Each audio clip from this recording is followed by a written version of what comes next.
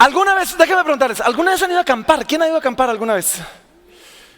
Wow, más de los que esperaba. Yo no soy muy de acampar. A mí me gusta la naturaleza, me gusta ir, me gusta escalar, me gusta ensuciarme y regresar a dormir como. Sí, ese soy yo.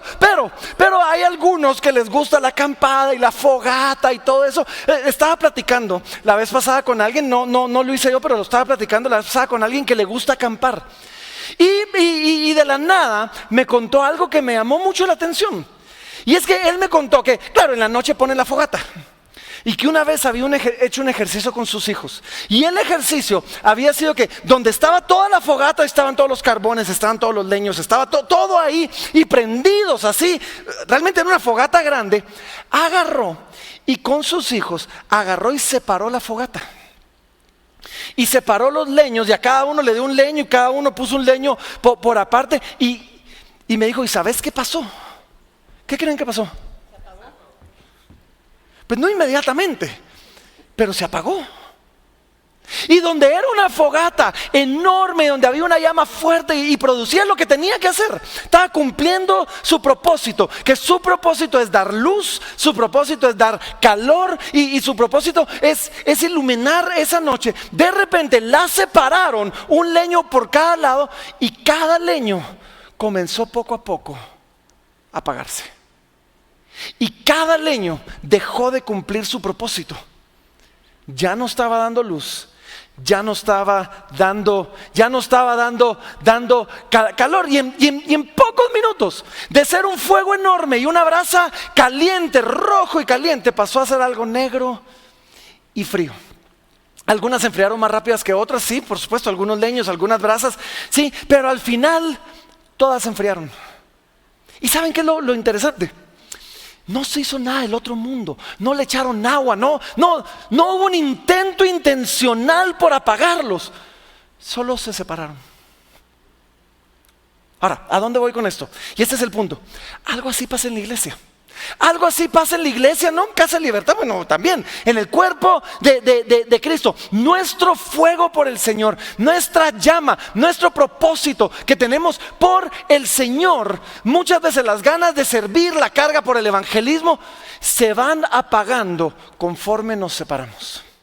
Cuando un creyente se separa, se comienza poco a poco, no pasa en un segundito, poco a poco su fuego comienza a apagarse, deja de ser alimentado por los demás y pierde su propósito, deja de brillar y deja de dar calor, ¿sí?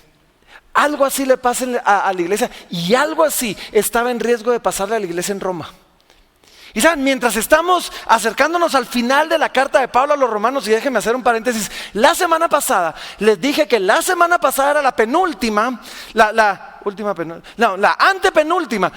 Me equivoqué, hoy es la antepenúltima, todavía nos quedan 2 semanas más, perdón. Sí, vamos a terminar el mes de noviembre en la carta de Romanos, pero mientras ya nos vamos acercando al final. Y mientras nos vamos acercando al final de esta carta, vemos a Pablo darles una última exhortación. Y es una exhortación precisamente alrededor de esto. Es una exhortación que va de la mano con esto. Y es una exhortación que habla de la unidad de la iglesia y su capacidad de estar en misión, su capacidad de cumplir el rol, el propósito, el llamado de Dios para ellos como iglesia, y cómo eso va de la mano de ellos poder estar juntos. Y es que esto es lo que pasa cuando permanecemos juntos. Al igual que la fogata, el fuego se mantiene vivo y fuerte. Ahora, si lo vemos en el contexto de lo que hemos estado hablando en las últimas semanas, ya venimos hablando de esto de una u otra manera. Pablo los viene exhortando. La semana pasada, los que vinieron, hablamos de esto. Sí, miren, cuando el débil no juzga al fuerte, sí, y cuando el fuerte no menosprecia al débil, sí, eso fue la exhortación de la semana pasada, permanecemos juntos. O sea, la exhortación ha venido haciendo, dándonos consejos, dándonos instrucciones para que la iglesia mantenga su unidad. El débil no juzgue al fuerte, el fuerte no menosprecie al débil. Lo vamos a ver el día de hoy. El judío y el gentil, cuando dejan a un lado sus diferencias, sí, y se dan cuenta que son parte del mismo cuerpo, Permanecemos juntos y nos exhortamos unos a otros. Cuando el rico y el pobre, cuando el hombre y la mujer, cuando el que tiene grandes y evidentes dones, como lo vimos al principio de Romanos 12, y cuando el que no tiene tan grandes y evidentes dones, cuando ellos caminan juntos, la iglesia prospera. Cuando todos decidimos trabajar juntos, ¿sí? En la unidad que nos ha dado el Espíritu de Dios, la iglesia avanza. Cuando todos decidimos trabajar juntos, la misión se cumple y el mundo es inundado por el Evangelio. Así que hoy, miren, hoy vamos a hacer precisamente esto. Hoy vamos a hacer estas preguntas y vamos a ver cómo se mira y cómo se sostiene la unidad entre la iglesia. Vamos a hablar de cómo esa unidad nos impulsa hacia llevar el Evangelio a donde no ha sido anunciado antes. Y en el proceso hoy, mientras vemos, el punto es ese, vamos a ver un montón de implicaciones de lo que estamos hablando, hermosas para cada uno de nosotros. Así que acompáñenme, Romanos capítulo número 15. Romanos capítulo número 15, comenzamos donde nos quedamos la semana pasada, arrancamos en el versículo número 7 y dice así, dice, por tanto, recibíos los unos a los otros, como también Cristo nos recibió para gloria de Dios. Ahora solo paren aquí un momentito. Veníamos hablando de no juzgarnos, veníamos hablando de no murmurar unos con otros, no menospreciarnos. Y después dice, por tanto, o sea, a la luz de todo esto, dice, por tanto, recibíos unos a otros, como también Cristo nos recibió para la gloria de Dios. Y después dice, pues os digo, que Cristo Jesús vino a ser siervo de la circuncisión de los judíos, para mostrar la verdad de Dios, para confirmar las promesas hechas a los padres y para que los gentiles glorifiquen a Dios por su misericordia. Ahora me estoy quedando a mitad del versículo número 9, pero lo vamos a dejar ahí. Y lo primero que les quiero decir es esto: la unidad del cuerpo de Cristo, la unidad entre los creyentes nace y se inspira en Cristo. Es Cristo el que nos da lo que necesitamos para estar unidos.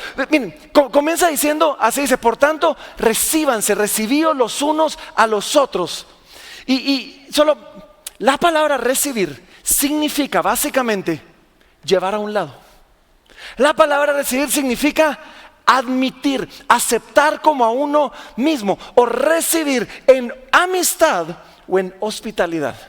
¿Y qué nos dice? Nos dice, recíbanse unos a otros como también Cristo lo recibió a ustedes. La unidad nace y se inspira en Cristo, ¿sí? Y en este contexto en particular de Pablo a los romanos, está hablando de la relación que había entre judíos y gentiles. Y solo recuerden, los que han estado aquí todo el año, ese ha sido el tema predominante de toda la carta de los romanos, el conflicto que había entre judío y gentil. Y Pablo, ya aterrizando la carta, le dice, mire, recíbanse unos a otros. O sea, Cristo los recibió a ustedes, hagan unos por los otros lo que Cristo hizo por ustedes. El punto que Pablo quiere hacer, y lo que nos debería motivar en esto, es que cualquier cosa que nosotros querramos hacer, es porque Cristo lo hizo primero por nosotros.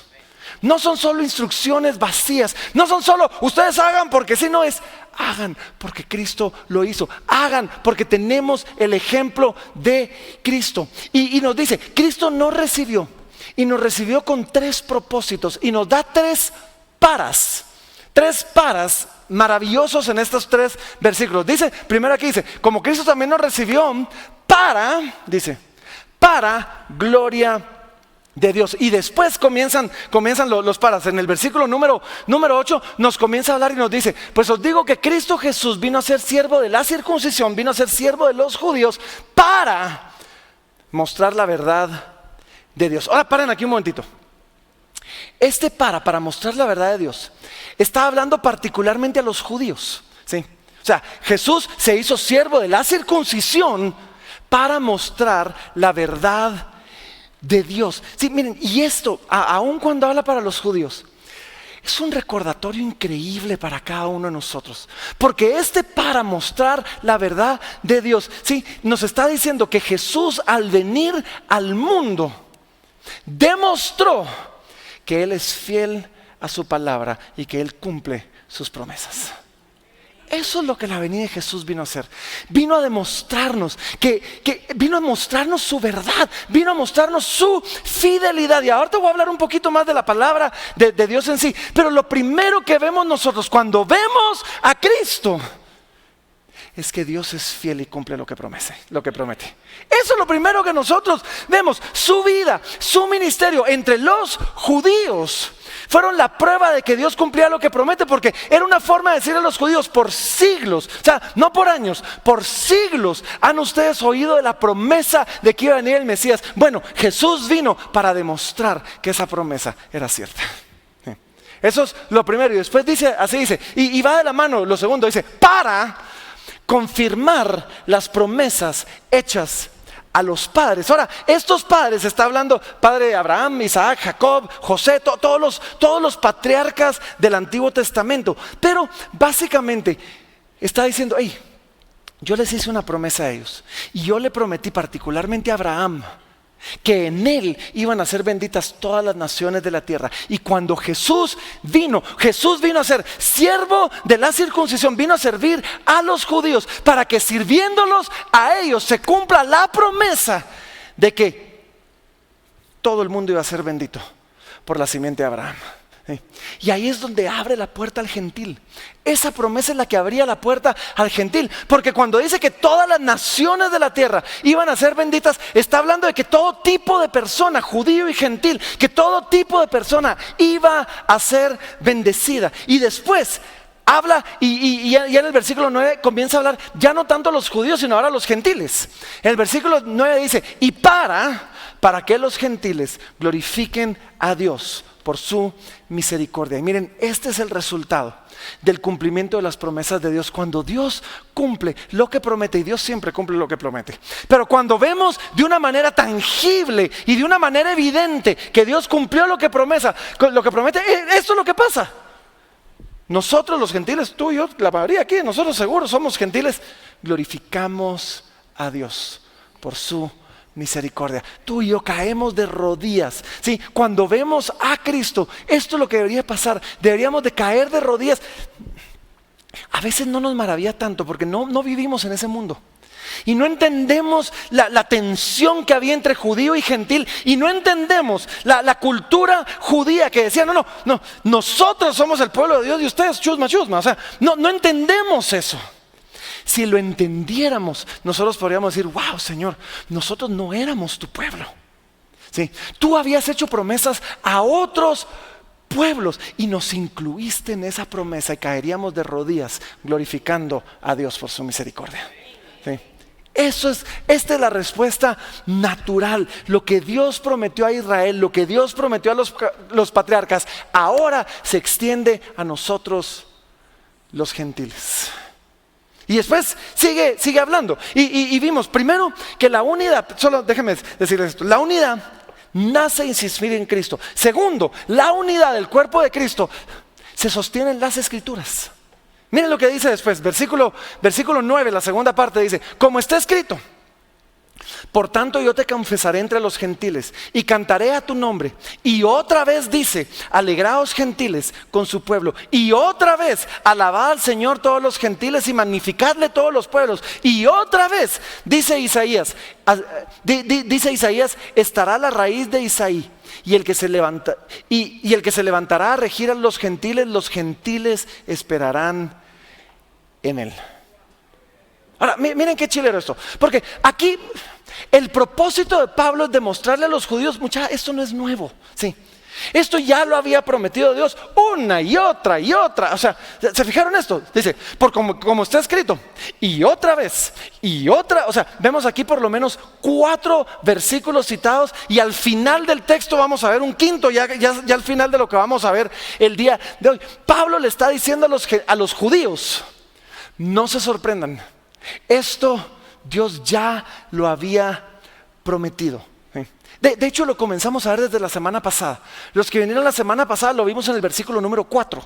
Y si ustedes tienen sus Biblias, retrocedan al versículo número 4. Miren lo que dice, porque las cosas que se escribieron antes para nuestra enseñanza se escribieron, a fin de que por la paciencia y la consolación de las Escrituras tengamos esperanza.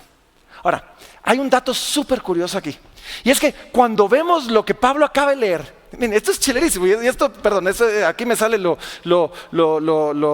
nerdo, dirían mis hijos, de que me gusta estudiar estos detallitos, pero aquí cito 4 textos el apóstol Pablo. Miren pues, citó Deuteronomio 32, citó el Salmo 18, citó el Salmo 117 y citó Isaías 11. Ahora miren qué lindo. Esto representa todas las escrituras. Cuando los judíos en aquel entonces hablaban de las escrituras, hablaban de la ley, los salmos y los profetas. Y aquí Pablo está citando la ley en Deuteronomio, los salmos, literalmente en los salmos, y los profetas en Isaías. Y lo que nos está diciendo es: toda la palabra de Dios, toda la ley, los salmos, los profetas, toda apunta no solo a Cristo, toda apunta a la obra de Cristo que abarca el mundo entero. ¿Qué chileno eso, no? Ahora, esto tiene implicaciones para nosotros muy importantes para nosotros hoy. Y si por un momentito nos olvidamos de lo que está pasando en el contexto de los romanos específicamente, aún así nos enseña a nosotros de cómo debemos abordar las escrituras. Déjenme darles 5 implicaciones rapiditas. Primero, cuando vemos las escrituras debemos entender esto: la palabra de Dios es aplicable para nosotros hoy. Yo me he topado con muchísima gente que dice: ay, es que ustedes, ¿cómo creen en un libro que se escribió hace 2000 años? Bueno, Pablo estaba citando un libro que se había escrito muchísimo tiempo antes. Y Pablo tenía la libertad de decir: lo que se escribió antes aplica para nosotros hoy. Y para nosotros lo que eso nos enseña es poder decir lo mismo, es decir, lo que se escribió antes también aplica para nosotros hoy. Así que agarra la palabra de Dios y debes saber que aun cuando se escribió hace miles de años a otros pueblos, se escribió para nosotros, para ahora. Entonces, número 1, la palabra de Dios es aplicable. Número 2, todas las escrituras apuntan a Cristo. Toda la palabra de Dios. Cuando tú agarres la palabra, mira, sí hay implicaciones, hay promesas lindas para nosotros. Y tú lees a David y a Goliat y claro, nos gustaría decir: sí, Goliat son mis enemigos, yo soy David. La escritura apunta a Cristo. Tú no eres David, Jesús es David. Jesús es el que salió a vencer al gigante que parecía invencible, el gigante del pecado, el gigante de la muerte. Y cada vez que leas una palabra, sí, claro, agarra la promesa para ti, buena onda. Pero eso está particularmente señalando a Cristo y diciéndonos: es Jesús quien vino a cumplir todo lo que esta historia representa para nosotros. Entonces, número 1 es aplicable, número 2 apunta a Cristo, número 3, las escrituras nos dan, y lo vimos en el versículo 4, esperanza y nos dan consuelo. ¿Por qué? Porque nos recuerdan que Dios sigue siendo el mismo y que Él siempre ha sido fiel, que Él siempre cumple lo que promete, que si nosotros vemos su promesa en su palabra, se va a cumplir en su tiempo. Número 4, ellas nos empujan a la misión. Las escrituras nos empujan a salir de lo conocido y cómodo para llegar a donde Dios realmente nos quiere llevar. Y número 5, las escrituras nos mueven a la adoración. Lo vimos aquí en el texto donde nos decía en el 11, y otra vez: alabad al Señor todos los gentiles. ¿Saben? Las escrituras nos enseñan qué cantar, las escrituras nos enseñan cómo cantar, nos enseñan por qué cantar, y al final del día nos mueven a adorar al Señor. Así que de la misma manera que Pablo pudo agarrar las escrituras que se habían escrito antes y traerlas y aplicarlas para él, nosotros podemos agarrar la palabra de Dios y traerla y aplicarla para nosotros, porque la palabra de Dios sigue siendo hoy viva y eficaz y más cortante que toda espada de 2 filos. Amén. Ahora, vimos entonces la unidad. Nace en Cristo, la unidad se inspira en las escrituras, la unidad, número 3, es obra del Espíritu Santo. Y miren el versículo número 13. El versículo 13 es hermoso porque vemos que Pablo hace un pequeño cambio y viene de dar instrucciones y de repente como que se detiene. Y es como que Pablo se detuviera diciendo, yo sé que lo que les estoy pidiendo es difícil, yo sé que recibirse unos a otros, soportarse unos a otros, hay gente, que hay hermanitos que no son tan fáciles de amar, o sea, yo sé que esto es difícil. Y Pablo se detiene. Y ahorita en el versículo 13, en lugar de dar otra instrucción, se detiene y hace una oración. El 13 es una oración, dice, y el Dios de esperanza os llene de todo gozo y paz en el creer, para que abundéis en esperanza por el poder del Espíritu Santo. ¿Saben? Otra vez, pasan de ser instrucciones a ser una oración. Y lo que veo en ello, lo que veo yo en esta oración, es que sí, debemos trabajar en pro de la unidad. Sí, debemos esforzarnos en pro de la unidad. Es más, Pablo se lo escribió a los efesios y les dijo, sean solícitos, sean esforzados en guardar la unidad del Espíritu en el vínculo de la paz. O sea, Pablo lo escribió eso a los efesios, pero nos está diciendo, la unidad al final del día no se fabrica, se recibe. La unidad al final del día se recibe como un don, como un regalo de Dios. Y ya una vez recibida, se cuida. Y por eso es que Pablo se detiene y dice, ok, en medio de todo esto, y el Dios de toda esperanza os llene de todo gozo y paz en el creer. O sea, que sea Dios el que les permite por el poder del Espíritu Santo caminar como uno solo. Y así que tú y yo nos esforzamos en amar y en aceptar, pero solo el Espíritu de Dios puede darnos el deseo, el gozo y la paz que son necesarias para que esto pase. Cuarto punto acerca de la unidad, que es que la unidad, miren, no excluye, y esto es lindo y sobre todo muy relevante para nosotros en este tiempo. La unidad no excluye a la verdad. Miren, versículo 14 dice, pero estoy seguro de vosotros, hermanos míos, de que vosotros mismos estáis llenos de bondad, llenos de todo conocimiento, de tal manera, miren esto, que podéis amonestaros los unos a los otros. Ahora, ¿por qué les digo que esto es muy importante? Vivimos en un tiempo y vivimos en una cultura donde la tolerancia es rey, ¿o no? Donde me dice el mundo, debo recibir sin juzgar, debo amar y tolerar. Y la tolerancia se ha vuelto el rey en todas partes. O sea, cuidadito, yo le digo a alguien que se equivocó. Uy, no, o sea, no. ¿Quién te crees para decirle a alguien que se equivocó? Y me encanta esto, que se nos llama a aceptar. En el primer versículo que vimos dice, recíbanse unos a otros. ¿Sí? Se nos llama a aceptarnos. ¿Sí? Pero también se nos llama a amonestarnos. Y aquí vemos en cuestión de 3 o 4 versículos, 2 unos a otros. Recibidos los unos a los otros, amonestados los unos a los otros. Y estas dos, miren, y esto espero que lo puedan ver, estas dos no pelean. Estas dos encajan perfectamente el uno con el otro, porque el recibir, el aceptar y el tolerar no es un sinónimo de abrazar todo. No es un sinónimo de dejar el criterio en la puerta. No excluye la corrección y la verdad que debemos darnos en amor. Y esto lo vemos en todas partes, pero sobre todo lo vemos en la vida de nuestro Señor Jesucristo, que es nuestro modelo para todo. Y el apóstol Juan, bien, el apóstol Juan escribió el Evangelio de Juan, obviamente, pero el Evangelio de Juan tiene una introducción increíble. Y cuando uno lee ese primer capítulo, yo puedo casi imaginarme a Juan diciendo, ¿cómo describo lo que yo vi? O sea, ¿cómo les puedo comunicar lo que yo experimenté caminando con Jesús? Y en medio de todo eso, de repente yo me imagino que dijo, ya sé. Y miren lo que decía Juan 1:14, dice así, y aquel verbo, el verbo fue hecho carne y habitó entre nosotros y vimos su gloria como la del unigénito del Padre. Y después dice, ¿cómo lo describe? Dice, ya sé, lleno de gracia y de verdad. No era mitad, no era medio gracia y medio verdad, no era un poquito de gracia, no, era completamente lleno de gracia y completamente lleno de verdad. Y un par de versículos después lo refuerza otra vez, y en el versículo 17 lo vuelve a decir y dice así, pero la ley vino por medio de Moisés, pero la gracia y la verdad vinieron por medio de Jesucristo. Y cuando leemos lo que Juan estaba escribiendo, entendemos nosotros a un Jesús que Él vino lleno de gracia.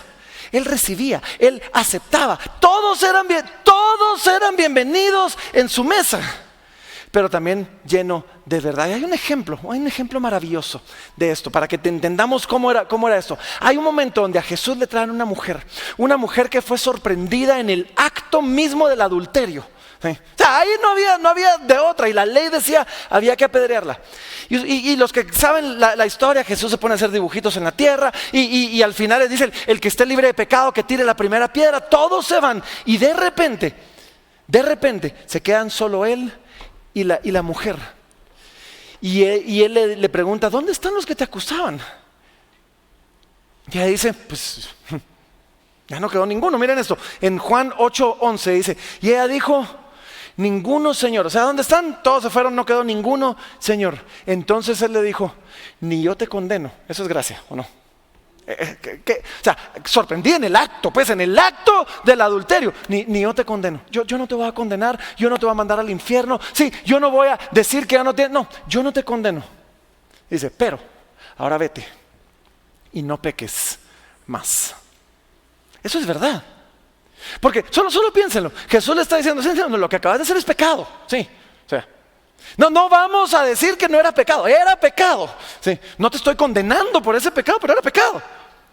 Y te estoy haciendo un llamado a la acción. Y el llamado es que ahora te vayas y no peques más. O sea, él estaba lleno de gracia. Yo no te condeno. Y lleno de verdad. Vete y no peques más. O sea, en él estaba todo eso. Y vemos esta misma actitud ahora trasladada por el apóstol Pablo a la iglesia en Roma, donde les dice: recíbanse los unos a los otros y amonéstense los unos a los otros. Y es que saben, la verdadera unidad no es tan frágil que una sola palabra de corrección o amonestación vaya a destruir. A veces creemos: ay, no, es que si yo le digo... La verdadera unidad del Espíritu no es tan frágil. Claro, debemos hacerlo con gracia y con tacto. O sea, si tú vas a corregir o amonestar a alguien, por favor, ora mucho antes que el Señor te dé la gracia, te dé el tacto, te dé las palabras correctas. ¿Sí? No, es que yo soy honesto. No, imprudente es lo que sos muchas veces. O sea, y por supuesto debemos tener sabiduría al hacerlo. Hay un momento para hacerlo. Sí, no vamos a decir: pastor, présteme el micrófono, vamos a amonestar a Gina. O sea, no, hay un tiempo, hay un momento para hacerlo. Pero el amor que nos une implica que nos podemos corregir unos a otros, que nos podemos amonestar unos a otros. Y es más, la unidad solo se va a dar si tenemos la libertad de amonestarnos unos a otros. Y cuando se hace bien, cuando se hace con amor, cuando se hace con tacto, cuando se hace con sabiduría, es hermoso. Y de verdad, yo he tenido personas que en mi vida se han acercado a amonestarme por diferentes, me gustaría decir que una vez, un montón de veces me ha pasado, por diferentes situaciones. Y cuando lo hacen bien, me siento más unido a la persona, no menos.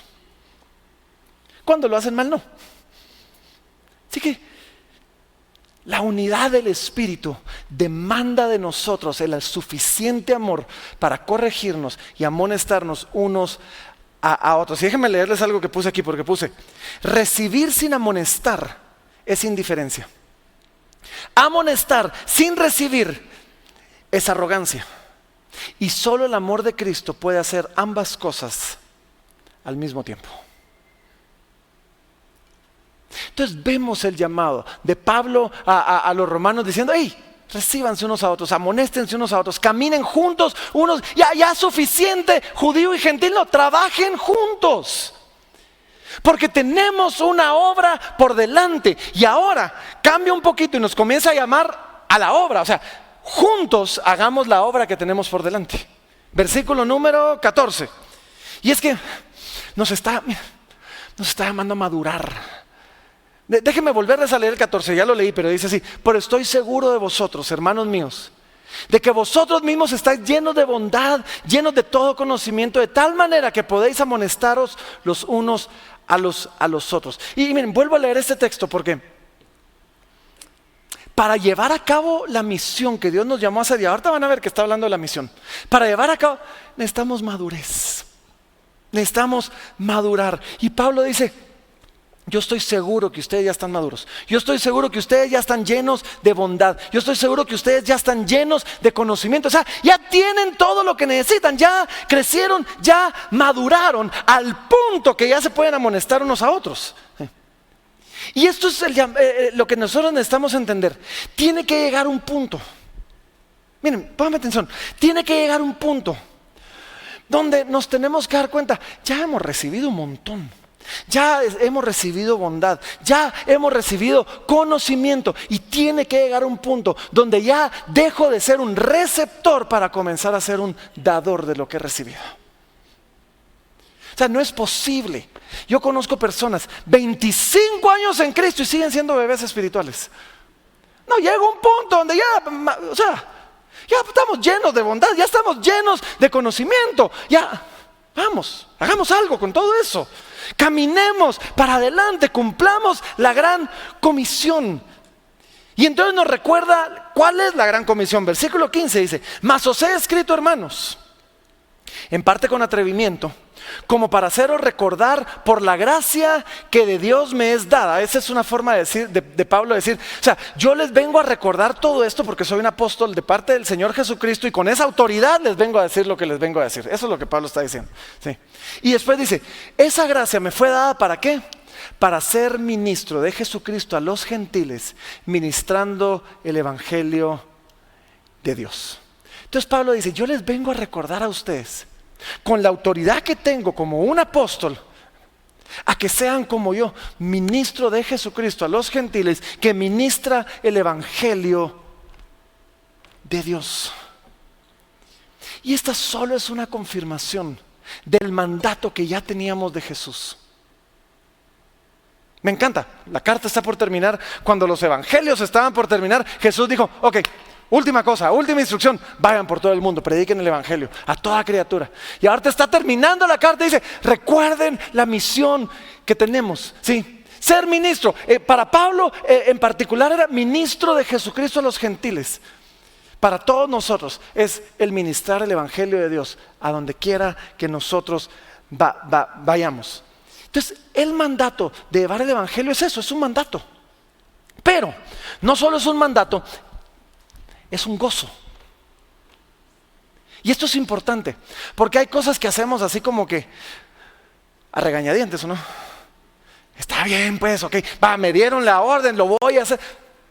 Pero Pablo comienza a reconocer ahorita, el mandato que el Señor nos dio produce en nosotros un gozo y un orgullo bueno, ¿ves? Un gloriarse, un jactarse bueno en cada uno de nosotros. Sigan leyendo, versículo 16, pero la segunda parte dice así, dice, para que los gentiles les sean ofrenda agradable, santificada por el Espíritu Santo. Tengo pues de qué gloriarme en Cristo Jesús, en lo que a Dios se refiere.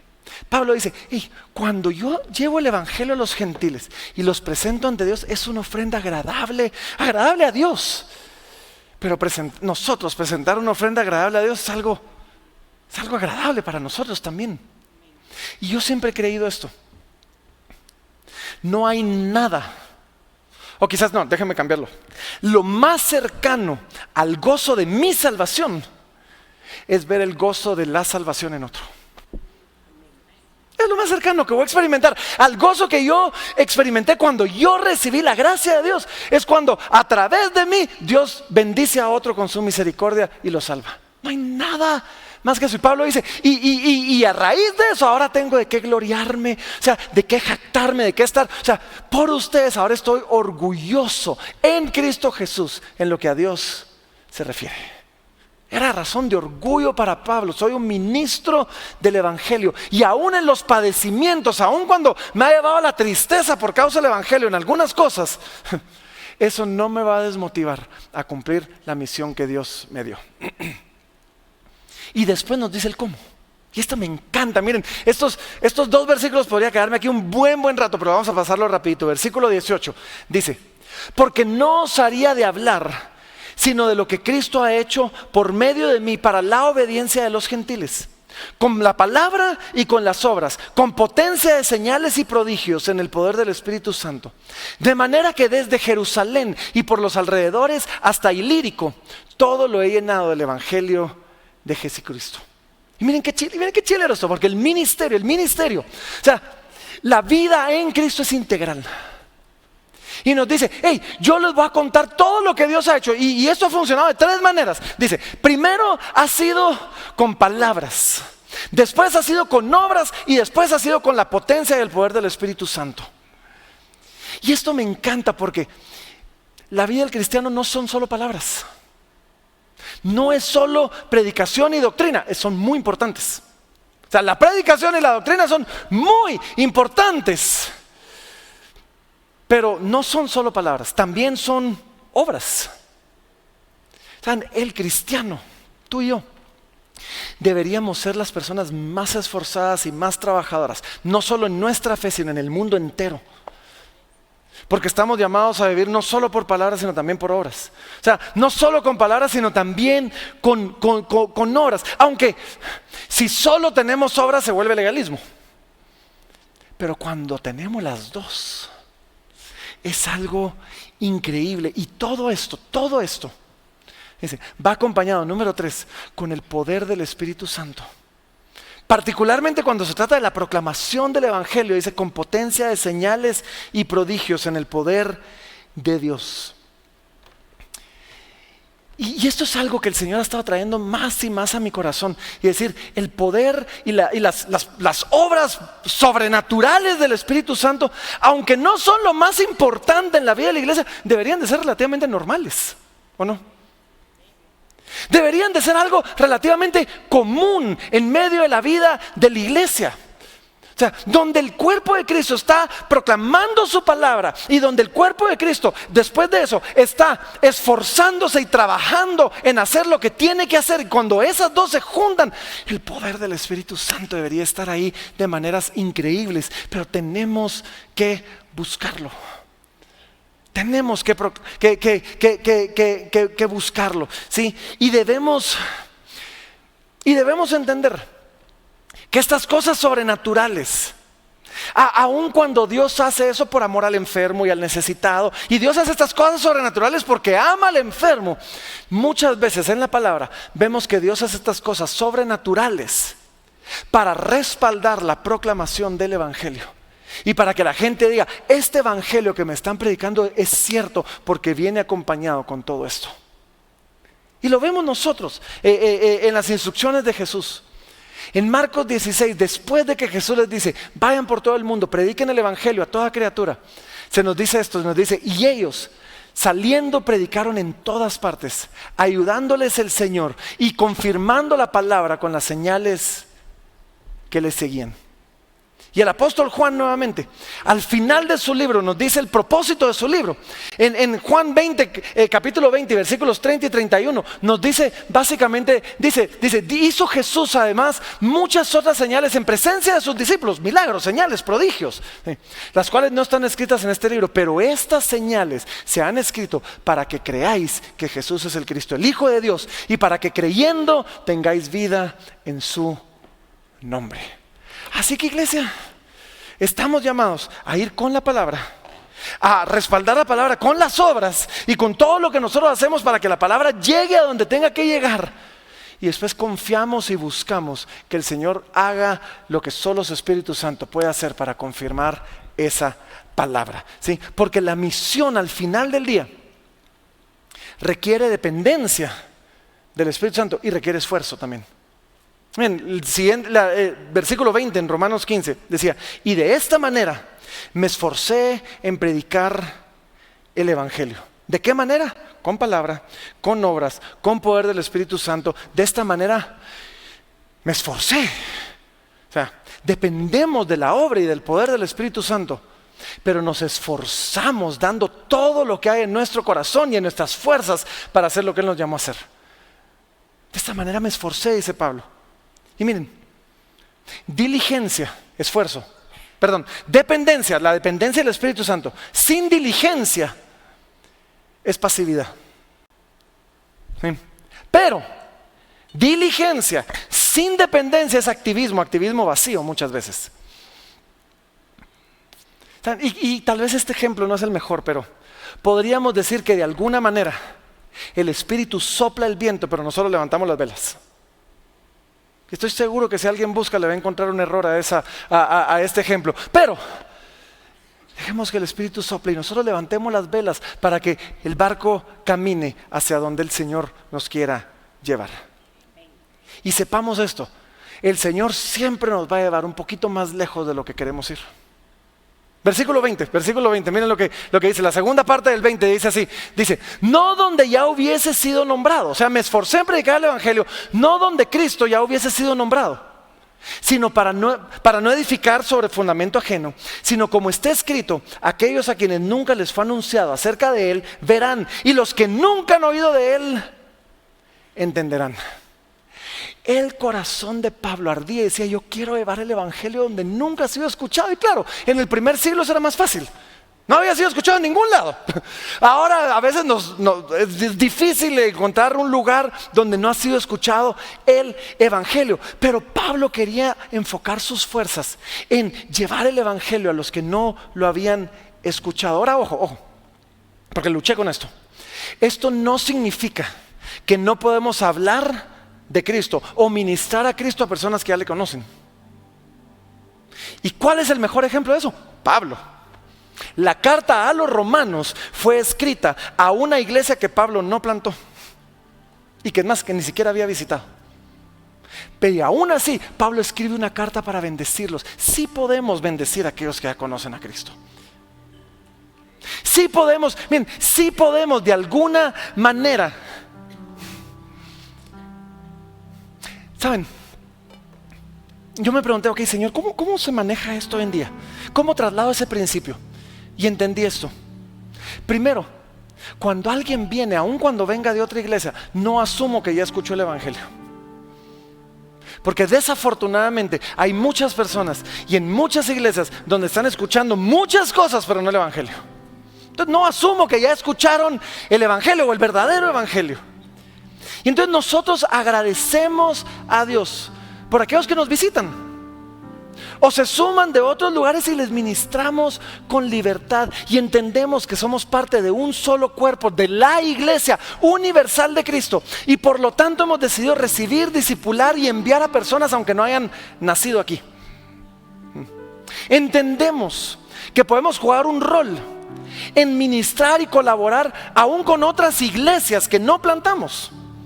Y por eso es que estamos en una red como lo que es Acts 29, donde estamos bendiciendo y ministrando y capacitando a iglesias que nosotros no plantamos. Pero, y este es de verdad mi corazón y esto es algo por lo que vengo orando. Y es algo que yo quiero pedirles que se unan a orar conmigo. Pero anhelamos con todo nuestro corazón. Yo anhelo con todo mi corazón ver conversiones de personas que dicen, madre, yo era ateo, yo estaba lejos de Dios, yo nunca había escuchado el Evangelio y aquí lo vine a escuchar por primera vez. Anhelo eso con todo mi corazón. Porque el espíritu de Pablo, aun cuando su llamado era pionero, su actitud era colaborativa. Pero yo también quiero ver a Cristo proclamado donde no ha sido proclamado antes. Y no voy a asumir que en Guatemala, solo por ser una nación cristiana, católica, cristiana en general, ya todos conocen de Cristo. Pero la próxima vez que abramos estas aguas del bautismo, que es en 2 semanas, anhelo, y si no pasa dentro de 15, pues nos da una razón para ver, anhelo oír esos testimonios de digan, madre, yo sí estaba más perdido que el hijo de la Llorona, y el Señor me encontró ahí donde yo estaba. Yo de verdad no sabía nada del Señor y no quería nada del Señor, y el Señor ahí me alcanzó, ahí me encontró.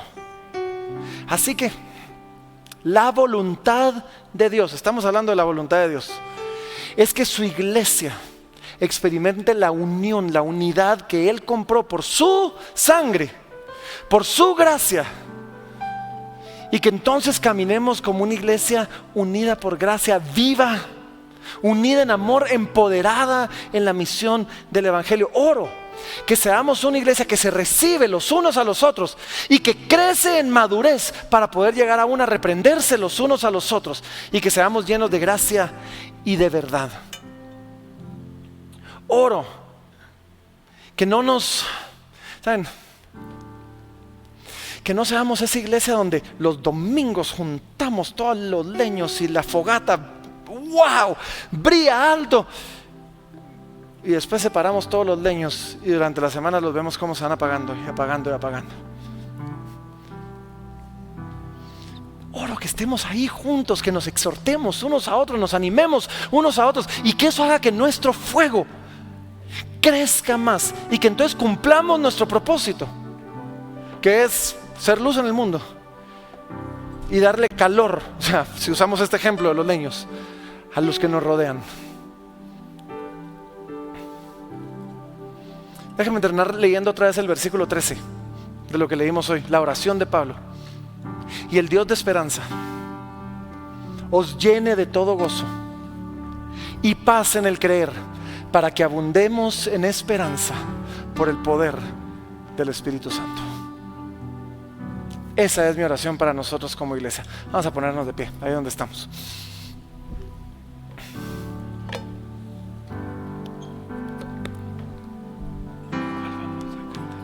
¿Cuál vamos a cantar?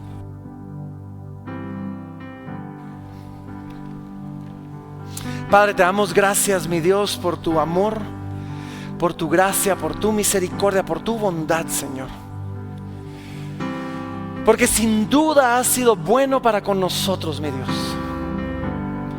Señor, y yo oro que cada uno de nosotros pueda tomar esa bondad que hemos recibido de ti y la podamos extender a otros.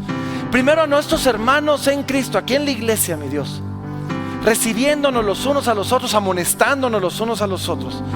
Pero oro también que podamos tomar esa bondad y extenderla más allá, a donde Cristo no ha sido nombrado aún. Padre, danos un fuego que arda apasionadamente por aquellos que no te conocen, Señor. Para que así como Pablo podamos presentarlos nosotros ante ti como una ofrenda agradable a ti, mi Dios. Y podamos decir que nos jactamos, que nos gloriamos en Cristo Jesús por aquellos que nos has permitido traer a ti, Señor. Te amamos, Señor, te bendecimos. Lo hacemos, Señor, en el nombre poderoso de Cristo Jesús.